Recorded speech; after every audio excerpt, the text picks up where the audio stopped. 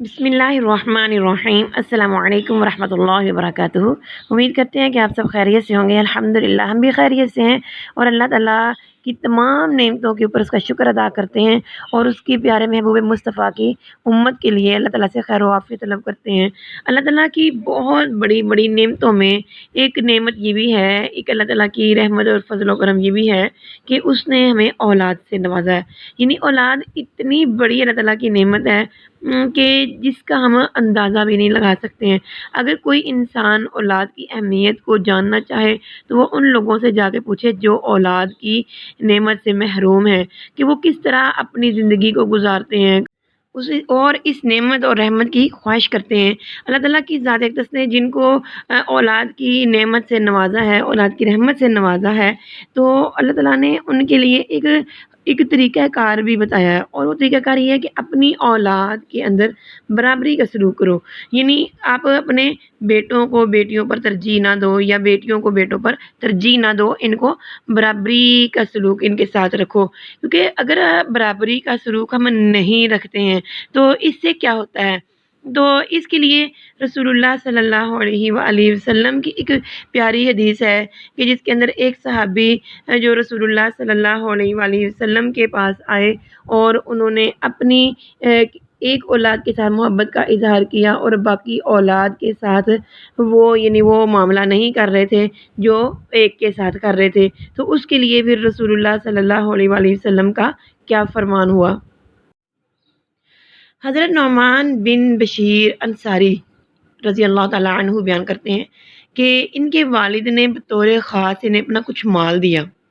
ان کی والدہ یہ چاہتی تھیں کہ نبی پاک صلی اللہ علیہ وآلہ وسلم کی گواہی کے ذریعے اس کی تاکید کروا لی جائے۔ چنانچہ ان کی والدہ نے ان کے والد سے مطالبہ کیا کہ وہ اس ہبہ شدہ مال پر نبی پاک صلی اللہ علیہ وآلہ وسلم کو گواہ بنائیں۔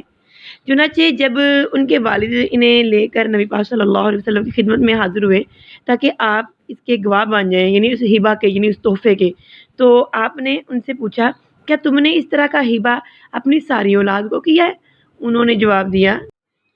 کہ نہیں، اولاد میں سے کسی کو یعنی کچھ کو خاص کر لینا اور باقی کو چھوڑ دینا، یا پھر انہیں ایک دوسرے پر فضیلت دینا تقویٰ کے منافی رویہ ہے اور زیادتی اور ظلم ہے، کیونکہ اس میں سے بہت سے مفاسد، یعنی اس میں مفاسد جو ہے نا وہ مضمر ہیں۔ اس کی وجہ سے جس اولاد پر دوسروں کو ترجیح دی گئی ہوتی ہے نا، ان کے اپنے باپ سے قطع تعلقی ہو جاتی ہے اور وہ اس سے دور ہو جاتے ہیں، اور ان کے جن بھائیوں کو یا بہنوں کو ان پر ترجیح دی گئی ہوتی ہے ان سے ان کی دشمنی اور نفرت پیدا ہو جاتی ہے۔ یہ کچھ ایسے مفاسد ہیں جو اس طرح کی بے انصافیاں یعنی کرنے سے جنم لیتے ہیں۔ اسی وجہ سے نبی پاک صلی اللہ علیہ وآلہ وسلم نے فرمایا کہ اللہ سے ڈرو اور اپنی اولاد کے مابین عدل کرو اور مجھے ظلم اور جور یعنی جبر و ظلم اور زیادتی کے اوپر یعنی کے کام پر گواہ نہ بناؤ۔ آپ نے یہ کہتے ہوئے اس عمل پر ان کی توبیخ کی، یعنی ڈانٹا اور انہیں اس سے نفرت دلائی کہ اس کام پر میرے علاوہ کسی اور کو گواہ بنا لو۔ تو بشیر رضی اللہ تعالیٰ عنہ نے لوٹتے ہی وہ ہبہ شدہ مال واپس لے لیا، جیسا کہ صحابہ کرام کا طرز عمل ہوا کرتا تھا کہ وہ اللہ تعالیٰ کی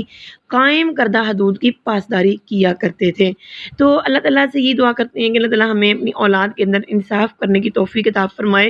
اور ہمدان قرآن کلاسز کی طرف سے ہم آپ کے لیے بہت ساری کلاسز کا اہتمام کیے ہوئے ہیں۔ اگر آپ اپنی عمر کے کسی بھی حصے میں یا کسی بھی دنیا کے خطے میں ہیں، اگر آپ قرآن پاک سے متعلق کسی بھی قسم کی تعلیم حاصل کرنا چاہتے ہیں تو آپ ہمارے اس شو ہونے والے نمبر پر ہم سے رابطہ کر سکتے ہیں۔ اللہ تعالیٰ ہم کو بھی، ہمارے ساتھیوں کو بھی، تمام مسلمانوں کو شفیع قبول عطا فرمائے، آمین ثم آمین۔ السلام علیکم ورحمۃ اللہ وبرکاتہ۔